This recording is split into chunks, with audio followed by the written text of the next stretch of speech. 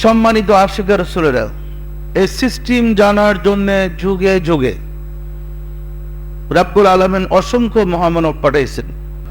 এখন কেন নবী পাঠালেন? একে তো সকল মানুষের ভিতরে আল্লাহ আছে, তাহলে আপনার নিজের নাম জপলে তো মুক্তি পাইতে পারেন। সে আপনার ভিতরে যখন আল্লাহ আছে, করিম সাহেব করিম সাহেব রহিম সাহেব রহিম সাহেব জপতে থাকেন, মুক্তি পাবেন নাকি? আপনার ভিতরে আল্লাহ আপনাকে মুক্তি দেবে না, দেহটা চালাইতে পারবে। একটা মেসাল দিলে ভালো বুঝবেন, যেমন বারুদের ভিতরে আগুন থাকে, কিন্তু বারুদকে কেউ আগুন বলে না। আপনার ভিতরে সত্তাটাকে জাগ্রত করার জন্যে মহান রব্বুল আলামিন যুগে যুগে অসংখ্য নবী রাসূল মহামানব প্রেরণ করেছেন।